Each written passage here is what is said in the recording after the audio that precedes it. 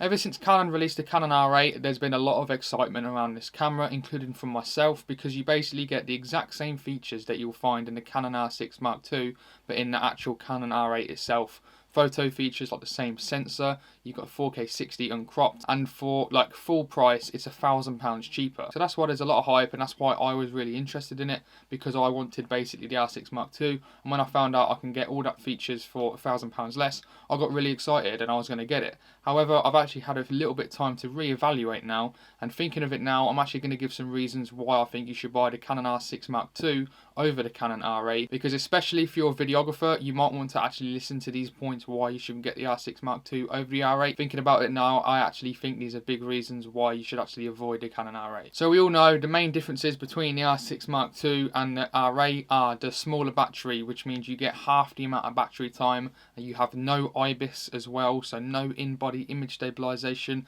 and you've also got one SD card slot, as well as some like design changes, like you don't have the joystick or the thumb wheel on the back of the camera. And when I actually first heard this, I was a little bit annoyed about the batteries, but I thought, you know what, I'm used to not having IBIS with my EOS R, and I think I'll just deal with it. But thinking about it now, especially someone who is a videographer and wants to do more video-centric work like myself, I'm actually thinking now IBIS will be a really big help, because the amount of times I've actually used my Canon EOS R and I wished I have IBIS in when I'm not using my gimbal for handheld stuff is actually loads. The amount of times I've used warp stabilizer to actually stabilize my footage in Premiere Pro when I'm handheld in with no IBIS is actually loads, to be honest. There's actually too many times I've done this. Thinking about it now, having IBIS just for run and gunning will be really helpful to get you them smoother shots. Also, I actually thought the battery was actually a bigger deal than the IBIS for me, because now obviously you've got the smaller battery, the RP's battery, which is actually half the amount of capacity of the R6 Mark II's battery.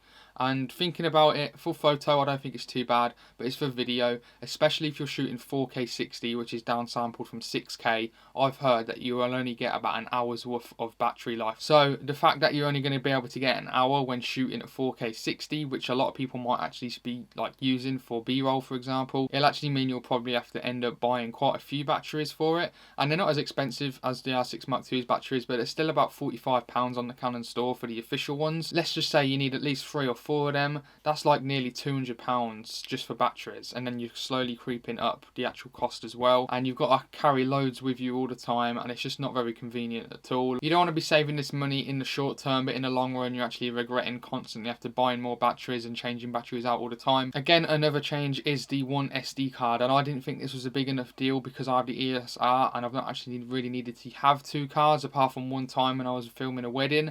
And in the future, if I ever do probably more weddings as well, I'm probably going to want 2 SD card slots as well. Also, if you find like the R6 Mark II on these cheap websites, you can actually find it for £500 off. So really, in a way, it's only £500 more than the R8. So for £500 more, would you rather have IBIS, better battery life, better ergonomics, and also have 2 SD card slots? And remember as well, for the videographers out there, you can actually shoot 6K RAW if you want using an external recorder.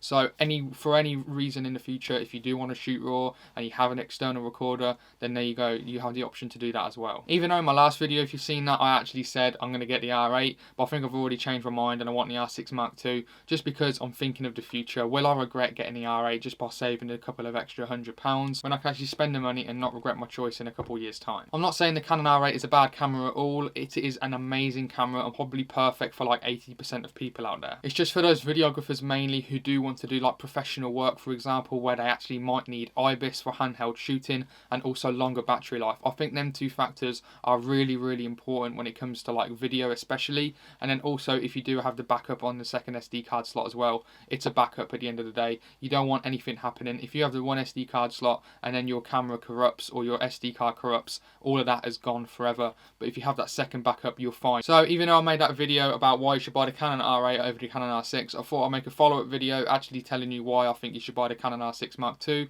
over the R8, because the features that are actually missing may not seem that big of a deal, but if you actually think about it and evaluate it a little bit more, I actually do think they're actually quite big of a deal. However, if you actually want to see some reasons why I think you should buy the Canon R8 over the Canon R6 Mark II, watch this video next, because I still actually stand by a lot of the points I say in this video. It's just for me and some other videographers actually might benefit from the Canon R6 features. However, if you're a photographer or just a hobbyist, make sure you watch this video here so you can save a lot of money.